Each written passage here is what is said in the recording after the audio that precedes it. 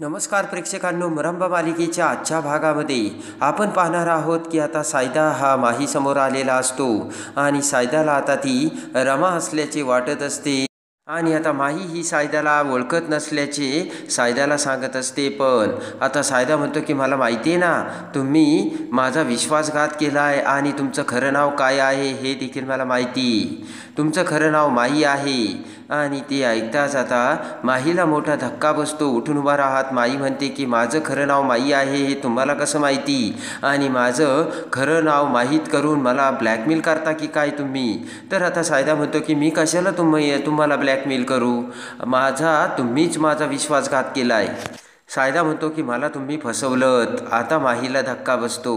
माही विचार करतोय की या माणसाला आपण कधी बघितलंही नाही आणि हा असं काय बोलतोय.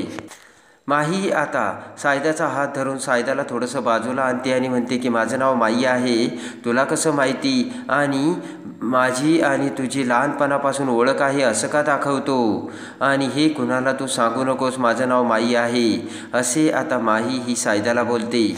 आणि त्यानंतर माही म्हणते की तुला काय हवं आहे, तुला पैसे हवे असतील तर मी पैसे देते. आणि पर्समधून रमा आता 500चा बंडल बाहेर काढते आणि म्हणते की हे घे पैसे, तुला काय पैसे लागतील ते मी देते, पण माझं नाव माही आहे हे कुणाला सांगू नकोस. सायदा आता फक्त माहीकडे बघत असतो आणि लगेच आता सायदाला राग येतो. सायदा म्हणतो की तुमच्या पैशाचा माज आहे ना, तो पैशाचा माज तुमच्याचकडे ठेवा, मले तुमचे पैसे अजिबात नको आहे, आणि मला आता सत्य चांगलंच समजलंय. आणि सायदा म्हणतो की मला मस्त वाटत होतं की तुम्ही खरे आहात, आणि तुम्ही खरे आहात म्हणून तुम्ही माझ्यापासून लांब जात होत्या ना, याचं मला वाईट वाटत होतं, पण तसं तर काहीच नाही दिसत. सायदा म्हणतो तुम्ही एकदम खोटारड्या निघालात, आणि मी गरीब आहे ना म्हणून तुम्ही माझ्यापासून दूर गेल्यात ना, असं म्हणत आता रागाने सायदा तेथून निघून जातो. माही आता सायदाकडे बघत म्हणते की ए हॅलो, कोण आहेस तू. तर तेवढ्यात आता सायदा निघून जाताच आभ्या तिथे येतो आणि माहीला म्हणतो काय झालंय. आणि तेवढ्यात आता आभ्या म्हणतो काय झालं. माही म्हणते की आत्ता एक इथे माणूस आला होता आणि तो मला म्हणाला की तुझं नाव माही आहे, तू मला फसवलं, आणि असंच काहीतरी बोलत होता समथिंग. आणि आभ्या म्हणतो कुठेही तो माणूस. तर माही म्हणते गेला तो माणूस. आभ्या म्हणतो जाऊ दे मग, तू नको त्याचा आता एवढा विचार करू, आपल्याला ना आता दुसरेसुद्धा खूप कामं आहेत, बरं चल आता, असे आभ्या आता माहीला सांगतो.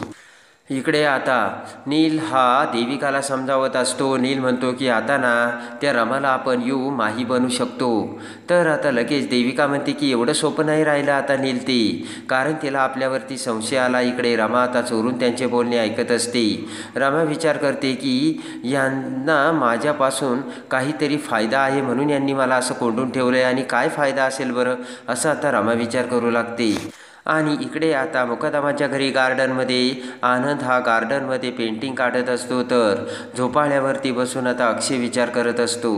आणि तेवढ्यात आता पेंटिंग काढत असताना आनंद म्हणतो हे बघ, अरे अक्षय, तुमची आता मॅरेज ॲनिव्हर्सरी आली ना, तेव्हा मी काय म्हणतो की तुम्ही आता यावर्षी एखाद्या ढाब्यावरती जाऊन झुणका भाकरी खाऊ नका, किंवा एखाद्या चहाच्या टपरीवर जाऊन तिथे चहा आणि क्रीम रोल पिऊ नका, तुम्ही यावर्षी काहीतरी स्पेशल करा, आणि त्यासाठी रमाला तू एखाद्या रेस्टॉरंटमध्ये घेऊन जा असा सल्ला आता आनंद हा अक्षयला देतो.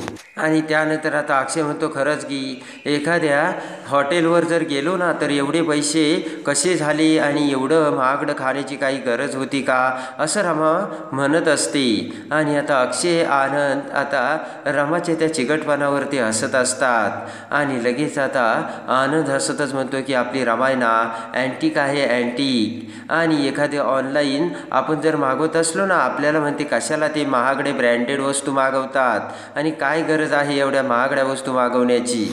आणि आपल्या रमाचं ठरवलेलंच असतं की कोणतीही वस्तू एखाद्या रस्त्यावरून विकणाऱ्यांकडून घ्यायची. आणि बोलण्याच्या नादात आता आनंद म्हणतो की आपली रमाना खूप अँटिक होती, तिच्यासारखं कोणी होणे नाही. आणि ते ऐकताच आता इकडे अक्षयला धक्का बसतो. आणि अक्षय आनंदला डवचावत म्हणतो की आपली रमा अँटिक होती म्हणजे काय. ते ऐकून आता आनंद देखील भानावर आलेला असतो. आणि त्यानंतर आता आनंद म्हणतो की मला असं म्हणायचं म्हणजे आपली रमाना अगोदर किती वेंदळ्यासारखी वागायची. आणि आता आनंद म्हणतो की अगोदरची रमा कशी वागायची, पण आजकालची रमा ना एकदम सॉफ्टवेअरसारखी झाली. आणि लगेच आता अक्षय म्हणतो की आनंद ठीक आहे, पण तू एवढं काय एक्सप्लेन करतोयस? आणि त्यानंतर आता आनंद देखील विचार करतो की हो यार अक्षय, मी सुद्धा रमाला खूप विचार करतोय आणि अगोदरच्या त्या वागण्याला खूप मिस करतोय. आणि इकडे सायदा आता बाजूला आलेला असतो आणि चहावाल्याने आपल्याला ही मुजुमदारांची पोरगी आणि ही कायम सिगरेट पिते, ही बाहेर गेली होती, कुठे गेली होती काय माहिती, पण आली ती परत, ही सगळी माहिती चहावाल्याने आपल्याला कशी सांगितली हे आता सायदाला आठवतं. सायदाने म्हटलेलं असतं त्यांचं लग्न झालंय का, तर तो चहावाला म्हणतो नाही नाही, तिचं लग्न नाही झालं आहे अजून. आणि घरी आलेला सायदा आता त्याच्या खोलीमध्ये बसून विचार करत असतो, रमाने आपल्याला कसे पैसे देऊ केले आणि माझं नाव कुणाला सांगू नको असं का कसं म्हटलं हे आता सायदाला आठवतं. आणि मी गरीब आहे म्हणून तुम्ही माझ्यापासून दूर गेलात ना, हे आता सायदाने रमाला म्हटलेलं असतं. आणि रागाने सायदा तिथून निघून आलेला असतो. हे सगळं चित्र आता सायदाच्या डोळ्यासमोर उभं असतं. आणि लगेच आता सायदाची आई ते सगळं बोलणं ऐकते. सायदाने आता तिच्या आईला रमाचं म्हणजे माहीचं सगळं वागणं सांगितलेलं असतं. ते ऐकून सायदाची आई म्हणते की मी तुला म्हणते ना, ती पोट्टी काही साधी नव्हती, तिचं वागणं ना मला संशयास्पदच वाटत होतं सायदाची आई म्हणते की अरे आपलं हे मोडकं तोडकं घर साधंसुधं राहणीमान दिसलं आणि तिला हे सगळं आवडलं नसेल म्हणून गेली ती निघून. ऐश्वर्यारामात राहायची सवय असते अशा पोट्ट्यांना. आणि तिने आपला फायदा घेतला आणि गेली पळून. तर इकडे सायदा उठून खिडकीजवळ येतो आणि डोक्याला हात लावतो. सायदा म्हणतो की माई माझा विश्वासच नाही बसू राहिला. सायदा म्हणतो की माई मला माहिती त्या अशा नाही आहेत. तर ती ऐकून आता सायदाची आई म्हणते की त्या पोट्टीने तुला वेड लावलंय वेड. सायदाची आई म्हणते की अरे साई तुझ्या लक्षात कसं येत नाही, त्या पोट्टीने ना आपल्या सगळ्यांचा विश्वासघात केला आहे, आपल्याला फसवलं तिने आणि गेली आता निघून. आणि आता सायदा त्यालाच दोष देत असतो. सायदा म्हणतो की माई मला वाटत होतं की मला चांगले वाईट माणसे कळतात आणि चांगले वाईट माणसं काय असतात ना हे फक्त मला जास्त समजतं, पण मी वेडा होतो, मला काहीच समजत नाही ग माई. इकडे आता नील हा किचनमध्ये येतो आणि रमासाठी की आता भाजीची एक डिश बनवतो. त्यामध्ये आता राईस घेतलेला असतो, सूप घेतलेलं असतं आणि भाजी घेतलेली असती. पटकन आता त्या डिशमध्ये नील त्याच्या जवळची औषधाची बाटली काढून आता ड्रगचे ते विषारी औषध आता त्या सगळ्या भातामध्ये आणि त्या भाजीमध्ये टाकतो. त्यानंतर आता नील त्या औषधाची बाटली पुन्हा आपल्या खिशात घालून ते जेवणाचे ताट आता रमाकडे घेऊन जाऊ लागतो. इकडे रमा आता बेडरूममध्ये विचार करत बसलेली असते. आणि आपण अक्षयला फोन लावलेला असताना अक्षयच्या नवीन बायकोनी म्हणजे माहीने कसा फोन उचलला आणि पुन्हा तुम्ही इथे कशाला फोन करता हे आपल्याला कसं सांगितलं हे सगळं आता रमाला आठवत असतं. आणि त्यानंतर आता इकडे खुश होऊन नील आता दरवाजा उघडून रमासमोर येतो आणि रमासमोर ते जेवणाचे ताट ठेवत आता हसू लागतो. तर आता रमासुद्धा हसू लागते. तर नील म्हणतो की रमा तू जेवण करून घे ना, तुला भूक लागली असेल. तर आता हसतच रमा म्हणते की हो जेवण करते ना. तर नील खुश होतो. तर आता रमा म्हणते की पण तू पण खा ना माझ्यासोबत. तेव्हा आता लगेच नीलचा थोडासा चेहरा पडतो. पण नील म्हणतो त्याचं काय आहे ना रमा, माझा आज उपवास असतो, नाही तर मी खाल्लं असतं. आणि लगेच इकडे रमा म्हणते की खरं तर माझं चुकलं, तू आणि देविका मॅम मला सांगत होत्या पण मी तुमच्यावरती विश्वासच नाही ठेवला. खरं तर त्यावेळेस मी ना तुमच्यावर विश्वास ठेवायला हवा होता. आणि आता रमा म्हणते की पण आता मला माझी चूक कळली, तू आणि देविका मॅम आहेत ना, तेव्हा आता मला काळजी करायचं काहीच कारण नाही. ते ऐकून आता नील खुश होतो आणि म्हणतो ही तर आता आपल्या बाजूने वावळली. आणि त्यानंतर आता नील हसतच म्हणतो की हे बघ रमा, आता तुला जाणीव झाली ना, पटकन आता तू पोटभर जेवण करून घे आणि सगळं संपवायचं बरं का. तर रमा म्हणते हो खाते ना मी. आणि आता नील हा रमाकडे बघतो आणि आता रमा ही खाण्याचं नाटक करू लागते. तर नील खुश होऊन आता बाहेर निघून जातो.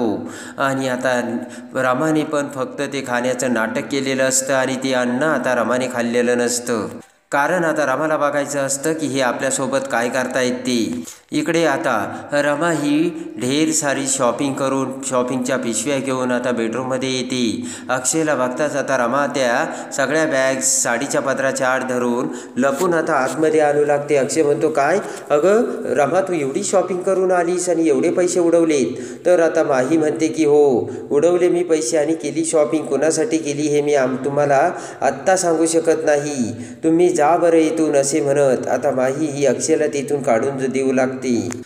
आता माई म्हणते की तुम्हाला चांगलंच माहिती आहे की मी शॉपिंग कशासाठी केली. अक्षय आता नकारार्थी मान हलवतो. माई म्हणते हे बघा, तुम्ही माझ्याशी असं खोटं बोलू शकत नाही. तुम्हाला मी शॉपिंग का केली ते चांगलंच माहिती.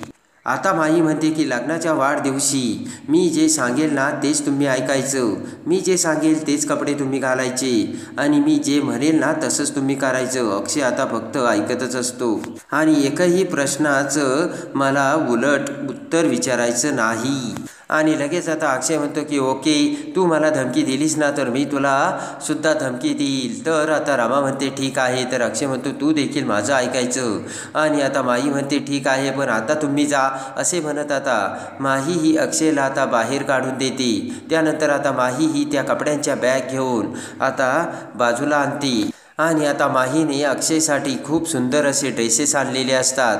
कॉटवर बसून त्या पिशवीमधील सगळे ड्रेस माही आता बघत असते. आणि आता माहीने चित्र आणि विचित्र असे फॅशनेबल शर्ट आता अक्षयसाठी आणलेले असतात. कॉटवर बसून प्रेमाने तो शर्ट कॉटवर ठेवत आता माही ही त्याच्याकडे प्रेमाने बघत असते. इकडे आता रमा ही तिच्या बेडरूममध्ये जेवण करण्याचे नाटक करून आता तिला गुंगी आल्याचे दाखवत असते आणि समोरच खाली झोपलेली असते. तेवढ्यात आता नील हा देविकाला घेऊन तिथे येतो. रमाकडे बघत, रमाची ती अवस्था बघत नील आणि देविका खुश होतात. एकमेकांकडे बघत आता दोघेही रमा शेजारी येतात, रमाला हात लावतात. त्यानंतर आता देविका म्हणते की नील तू एक काम कर, तू आता बाहेर जा, मी हिला तयार करून घेऊन येते. आणि त्यानंतर आता देविका ही रमाला डवचत म्हणते की ए रमा चल. तर आता रमा ही पुन्हा आता देविकाचा हात झटकते. देविका म्हणते की अगं रमा असं काय करतेस, चल रमा. आणि त्याच वेळेस आता रमा म्हणते की आत्ता मला कळलं आत्ताशी माझं खरं नाव काय आहे म्हणून. माझं खरं नाव रमा आहे. त्यानंतर देविका म्हणते रमा असं काय करते, चल आता मला तुला तयार करायचंय. असे म्हणत आता देविका रमाला घेऊन जाते. आणि आता रमाला देविकाने माहीसारख्या स्टाईलने माहीसारखं बनवलेलं असतं. माहीसारखे कपडे घातलेले असतात. केसांची स्टाईल देखील माहीसारखी केलेली असते. त्यानंतर आता दरवाजा उघडून देविका रमाला घेऊन बाहेर येते. आणि माहीच्या रूपातील त्या रमाला बघून आता नीलसुद्धा खुश होतो आणि रमाचा हात धरून देविका आणि नील आता रमाला बाहेर घेऊन येऊ लागतात. आणि इकडे अक्षय आता आनंदकडे येतो. गार्डनमध्ये असलेल्या आनंदकडे बघत आता अक्षय म्हणतो की रमाचं वागणं ना मला जरा विचित्रच वागतंय.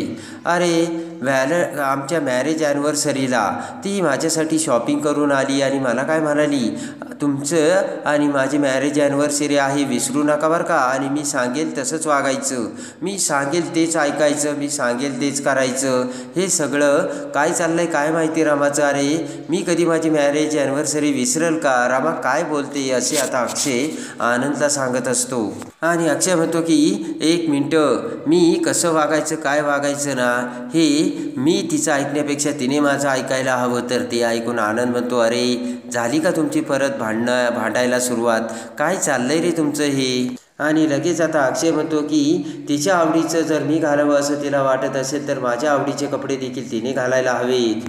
आणि आता अक्षय म्हणतो की आता तिने माझं ऐकावं म्हणून मी एक ट्रिक करणार आहे.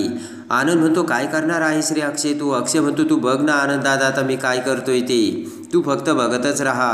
आणि इकडे आता नील आणि देविकाने आता माही म्हणजे रमाला घेऊन आता त्या इन्शुरन्सवाल्यांसमोर आणलेलं असतं. ते इन्शुरन्सवाले ऑफिसर म्हणतात की आज तरी ह्या व्यवस्थित आहेत ना आणि ह्या आमच्याशी बोलू शकतील ना. तर आता देविका रमाकडे बघत म्हणते की नाही सॉरी, आजसुद्धा त्या तुमच्याशी बोलू शकत नाही. आणि तेवढ्यात आता रमा म्हणते की सोडा मला. आणि रमा देविकाचा हात झटकते. त्यानंतर आता लगेच रमा म्हणते की एक नंबरची खोटारडी बाई आहे ही. इन्शुरन्सवाले अवाक होऊन आता रमाकडे बघू लागतात. आणि त्यानंतर आता इकडे माही म्हणते की ही माणसे ना मला औषध देतात म्हणून माझी ही अवस्था आहे. आणि पटकन माही आता सोफ्यावर पडते. तर आता देविका म्हणते माही अगं असं काय करतेस. आणि लगेच आता देविका म्हणते की हिच्या डोक्यावर परिणाम झालाय नशेच्या आहारी जाऊन आणि हे असे ड्रग्जचं सेवन करून.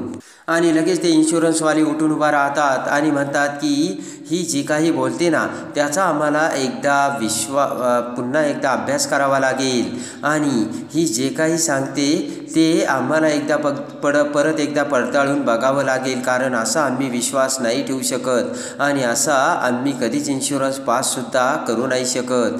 तर तेवढ्यात आता रमा म्हणते की काय अभ्यास करायचा ना, तो सगळा अभ्यास करा, काय करायचं ते करा. आणि रमा म्हणते की तुम्हाला काय करायचं ते खरंच करा तुम्ही. इन्शुरन्सवाले म्हणतात की हे बघा, आता ही केस आम्हाला पोलिसांकडे सोपवावी लागेल. आणि लगेच आता देविका घाबरते आणि म्हणते की हो, पोलीस वगैरे कशाला पाहिजे. तेवढ्यात आता रमा म्हणते बस खाली. आणि रमा आता देविकाला म्हणते की या आगाऊ बाईला ना पकडायला पोलीसच हवेत. आता देविका रमाकडे रागाने बघते आणि लगेच आता रमा म्हणते की बस खाली, बोलू दे त्यांना, पोलिसांना. तर आता इकडे देविका म्हणते की म्हणजे मला असं वाटतं आपण काही सेटलमेंट करून टाकूयात ना, म्हणजे काम होईल. तर तो इन्शुरन्सवाला म्हणतो सॉरी मॅडम. आणि लगेच तो वकील म्हणतो की हे बघा मॅडम, मी एक नामांकित वकील आहे आणि मला चांगलं माहिती आहे कायद्यात राहूनच काम केलं पाहिजे आणि येतो आम्ही असे म्हणत इन्शुरन्सवाले आणि वकील तेथून निघून जातात. तर आता इकडे रमा म्हणते की अहो, पोलिसांना बोलवा आणि या बायांना आणि या बाईला आणि या माणसाला पकडून न्या. तर तेवढ्यात आता राग घेऊन देविका सनकन आता त्या माहीच्या म्हणजे रमाच्या कानाखाली मारते. आणि तेवढ्यात आता रमा म्हणते की मला तुम्ही काय मारताय, का मारताय आणि कोण आहात तुम्ही माणसे, मी तुमचं काय बिघडवलंय, असे आता रमा सांगते. आणि लगेच आता इकडे देविका म्हणते की एवढं औषध पाजलं तरी ही एवढी बोलती. तर नील म्हणतो काय करायचं मग, हिची जीभ कापून टाकायची का. नंतर आता विचार करत नील म्हणतो की हे बघ देविका, ते म्हणतात ना पोलीस केस करायची तर करूयात पोलीस केस, काही गोष्टी कायद्यामध्ये सुद्धा मॅनेज होतात. आणि नील म्हणतो की आपण असं प्रूव्ह करूयात की ही माही एकदम ड्रगच्या आहारी गेली म्हणून. आणि माझ्या 1-2 ओळखीचे लोक आहेत, आत्ताच मी हिचे ब्लड सॅम्पल घ्यायला त्यांना बोलावतो. आणि इकडे आता अक्षयची मॅरेज ॲनिव्हर्सरी असल्यामुळे इकडे माही खूप खुश झालेली असते. अक्षयसाठी तिने ढेर सारी शॉपिंग केलेली असते. प्रेमाने अक्षयसाठी आणलेले पॅन्ट आणि शर्ट आता माही ही अक्षयला घालायला देते. तर अक्षय ते बघून खुश होतो आणि अक्षय देखील आता माहीला घालायला आता शॉर्ट ड्रेस देतो. आणि आता त्या शॉर्ट ड्रेसमध्ये आता तो गुलाबी रंगाचा शॉर्ट ड्रेस बघून माहीसुद्धा खूप खुश झालेली असते. आणि लगेच आता माही म्हणते की या ड्रेसमध्ये ॲनिव्हर्सरी करायची का. तर अक्षय म्हणतो हो. आणि माही आता लाजून चूर झालेली असते. पण त्याच वेळेस आता इकडे आज आपल्या लग्नाची मॅरेज ॲनिव्हर्सरी असल्याचे रमाला कळते आणि रमाला खूप वाईट वाटतं.